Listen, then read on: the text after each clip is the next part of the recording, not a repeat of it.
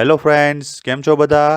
સ્વાગત છે તમારું આપણી આ હેલ્થ રિલેટેડ ચેનલમાં, જેમાં આપણે આયુર્વેદિક ઉપચારો અને ઘરેલું નુસ્ખાઓ વિશે વાત કરીશું. મિત્રો, આજના આપણા વિડીયોમાં આપણે જમ્યા પછી વોક કરવાના ફાયદાઓ વિશે વાત કરવાના છીએ. શું તમે જાણો છો કે માત્ર 10થી 15 મિનિટનું જમ્યા પછીનું વોક તમારા શરીર માટે ચમત્કાર કરી શકે છે? ઘણા લોકો જમ્યા પછી સીધા સૂઈ જાય છે અથવા બેસી રહે છે, પણ આ નાની ભૂલ તમારા હેલ્થ માટે ભારે પડી શકે છે. આ વિડીયોમાં આપણે જાણશું જમ્યા પછી વોક કેમ કરવું જોઈએ, કેટલો સમય કરવું જોઈએ અને તેના 10 જબરજસ્ત ફાયદા. ચાલો મિત્રો, આગળ વધી આપણા વિડીયોમાં. મિત્રો, નંબર 1, પાચન ક્રિયા સુધારે. જમ્યા પછી વોક કરવાનો સૌથી મોટો ફાયદો છે પાચન સુધારવું. જ્યારે તમે ખાવા પછી થોડું ચાલો છો ત્યારે તમારું શરીર ખોરાકને સારી રીતે પચાવી શકે છે. વોક કરવાથી આંતરડા સક્રિય થાય છે, ખોરાક ઝડપથી તૂટે છે, ગેસ, અપચો, બળતરા જેવી સમસ્યા ઘટે છે. જો તમે વારંવાર કહેતા હો ખાવા પછી ભારે લાગે છે, તો બસ 10 મિનિટ વોક શરૂ કરો. નંબર 2, વજન ઘટાડવામાં મદદ કરે.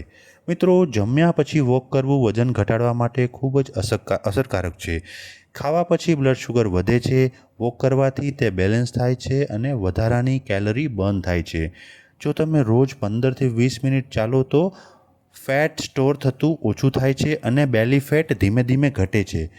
વજન ઘટાડવા માટે ડાયટ પણ આ હેબિટ સાથે ઉમેરો. નંબર 3, બ્લડ શુગર કંટ્રોલ કરે. મિત્રો, ડાયાબિટીસ ધરાવતા લોકો માટે આ ખૂબ જ મહત્ત્વનું છે. જમ્યા પછી બ્લડ શુગર ઝડપથી વધે છે. વોક કરવાથી ગ્લુકોઝ મસલ્સ દ્વારા વપરાય છે. પરિણામ એ આવે છે કે શુગર લેવલ સ્થિર રહે છે, ઇન્સ્યુલિન સેન્સિટિવિટી વધે છે. ડૉક્ટર પણ એ જ સલાહ આપે છે કે જમવા પછી થોડું ચાલવું જોઈએ. નંબર 4, હાર્ટ હેલ્થ સુધારે. મિત્રો, વોક કરવાથી હાર્ટ પર સારો પ્રભાવ પડે છે.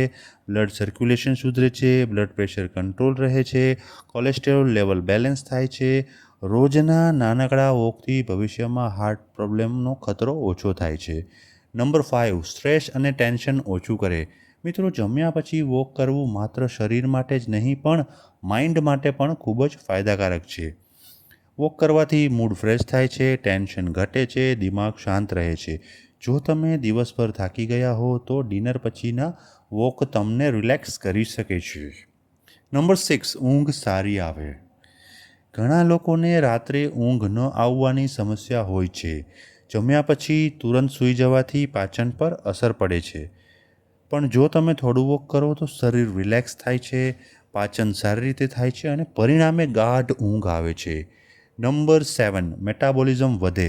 મિત્રો, મેટાબોલિઝમ એટલે શરીરની ઊર્જા બનાવવાની પ્રક્રિયા. વોક કરવાથી મેટાબોલિઝમ એક્ટિવ થાય છે, ખોરાક ઝડપથી ઊર્જામાં ફેરવાય છે. પરિણામે ફેટ ઓછું સ્ટોર થાય છે અને શરીર ફિટ રહે છે. નંબર 8, દિમાગ માટે ફાયદાકારક. મિત્રો, જમ્યા પછી વોક કરવાથી મગજ સુધી બ્લડ ફ્લો વધે છે, ફોકસ સુધરે છે, યાદશક્તિ વધે છે, મન પ્રફુલ્લિત રહે છે. ખાસ કરીને વિદ્યાર્થીઓ માટે ખૂબ ઉપયોગી છે. નંબર 9, ગેસ અને એસિડિટીથી રાહત. જો તમને વારંવાર ગેસ થાય છે, એસિડિટી થાય છે અથવા તો છાતીમાં બળતરા થાય છે, તો જમ્યા પછી વોક એક નેચરલ ઉપાય છે. તેનાથી ખોરાક અટકતો નથી, ગેસ બનવાનું ઓછું થાય છે. નંબર 10, શરીર એક્ટિવ રહે. મિત્રો, જમ્યા પછી બેસી રહેવું એટલે શરીર સુસ્ત બની જાય છે, પરંતુ વોક કરવાથી શરીર હળવું લાગે છે, આળસ દૂર થાય છે અને એનર્જી લેવલ વધે છે. તો મિત્રો, હવે પ્રશ્ન એ આવે છે કે કેટલો સમય વોક કરવું જોઈએ? મિત્રો, આનો જવાબ એ છે કે ઓછામાં ઓછું 10 મિનિટ અને સારામાં સારો સમય 15થી 20 મિનિટ છે. બહુ હેવી ખાધું હોય તો તમે 20થી 30 મિનિટ સુધી પણ વોક કરી શકો છો. મિત્રો, બીજી કેટલીક અગત્યની વાતો જે આપણે વોકિંગ માટે જાણવી જોઈએ. જમ્યા પછી વોક કરતી વખતે આ બાબતોનું ધ્યાન રાખો. નંબર 1, દોડવું નહીં. નંબર 2, ભારે એક્સરસાઇઝ કરવી નહીં. નંબર 3, ધીમે ધીમે ચાલવું. નંબર 4, તરત જ ન ચાલવું, 5 મિનિટ પછી શરૂઆત કરવી. હવે મિત્રો, ઘરેથી જ વોક કેવી રીતે કરવું? તો મિત્રો, ઘરની બહાર ન જવું હોય તો ઘરની અંદર ચાલો, ગેલેરીમાં વોક કરો અથવા ટેરેસ પર વોક કરો. મિત્રો, કન્સિસ્ટન્સી મહત્ત્વની છે.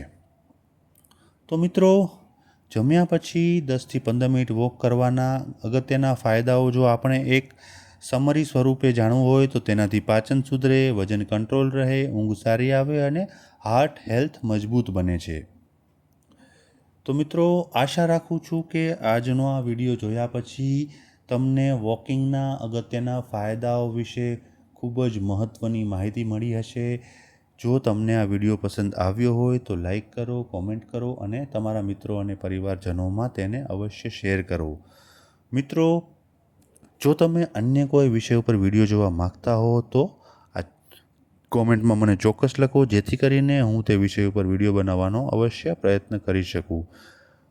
મિત્રો, જો હજુ સુધી તમે આ ચેનલ સબસ્ક્રાઈબ ન કરી હોય અથવા તો તમે આ ચેનલ પર નવા હો તો કૃપા કરીને ચેનલને સબસ્ક્રાઈબ કરો અને ઓલરેડી સબસ્ક્રાઈબ કરેલી હોય તો ફરીથી બેલ આઇકન ન દબાવતા, જો ન કરી હોય તો જ દબાવજો, જેથી કરીને જો સબસ્ક્રાઈબ થયેલી હશે તો અનસબસ્ક્રાઈબ ન થઈ જાય. એટલે જો સબસ્ક્રાઈબ ન કરેલી હોય તો જ સબસ્ક્રાઈબ કરજો અને ઓલ આઇકન ઉપર ક્લિક કરી દેજો, જેથી આવનારા મારા તમામ વિડીયોઝની તમને ઇન્સ્ટન્ટ નોટિફિકેશન તમારા મોબાઈલ અને લેપટોપ પર મળતી રહેશે. મિત્રો, ઘણા મિત્રોના અલગ અલગ પ્રશ્નો હોય છે, તો તમે તમારા કોઈ પણ પ્રશ્નો હેલ્થ રિલેટેડ, આયુર્વેદિક રિલેટેડ આ ચેનલમાં મને પૂછી શકો છો. હું મારી જાણકારી પ્રમાણે તમને ચોક્કસ જવાબ આપવા માટે પ્રયત્ન કરીશ. ઘણી વખત થોડું વહેલું મોડું થતું હશે પણ તમને અવશ્ય જવાબ મળશે એવી આશા રાખું છું. તો તમે આવીને આવી રીતે આ ચેનલ જોતા રહેજો, સપોર્ટ કરતા રહેજો. મિત્રો, તમને આ ચેનલ વિશે કંઈ પણ ફીડબેક આપવો હોય અથવા તો તમારે કંઈ પણ કહેવું હોય કે આ ચેનલમાં હું કઈ રીતે ઇમ્પ્રૂવમેન્ટ લાવી શકું, આ ચેનલમાં શું ખૂટે છે અથવા આ ચેનલમાં આ કરવાથી તમને વધુ ઉપયોગી થશે, તમને વધુ ગમશે, તો એવા તમારા તમામ સજેશન્સ, સુઝાવ હું આવકારું છું, ખરા હૃદયથી વેલકમ કરું છું. તો તમે અવશ્યપણે ખુલ્લા હૃદયે તમારો ફીડબેક આપો, કોમેન્ટમાં લખો, જેથી કરીને હું આ ચેનલને વધારે સારી અને તમને ઉપયોગી બને એવી કરી શકું. મિત્રો, મારો પ્રયત્ન એવો હોય છે કે વધુમાં વધુ લોકો સુધી આયુર્વેદિકનું જ્ઞાન પહોંચે અને સારું જીવન જીવવા માટે જે પણ જરૂરી માહિતી છે, જે આપણા પૂર્વજોએ આપણા આયુર્વેદિકના ગ્રંથોમાં અને આપણા પ્રાચીન જીવનશૈલીમાં છે, તેને આ વિડીયો સ્વરૂપે તમારા સુધી પહોંચાડીને તમને પણ એનો લાભ મળે અને આપણો આખો સમાજ સ્વસ્થ બને અને સુરક્ષિત બને, પ્રોડક્ટિવ બને અને દેશનો વિકાસ થાય, એવો મારો હેતુ છે. તો આજ સુધી મને તમારો ખૂબ જ પ્રેમ મળેલો છે, ખૂબ જ સહકાર મળેલો છે. આગળના વિડીયોમાં પણ આવી રીતે તમે સહકાર આપતા રહેશો એવી હું આશા રાખું છું. અને તમારા બધાના સહકાર બદલ ખૂબ ધન્યવાદ, દિલથી આભાર. તો ચાલો મિત્રો, ફરી મળીશું એક નવા વિડીયો સાથે, એક નવી ઉર્જા સાથે. ત્યાં સુધી આવજો. Thank you.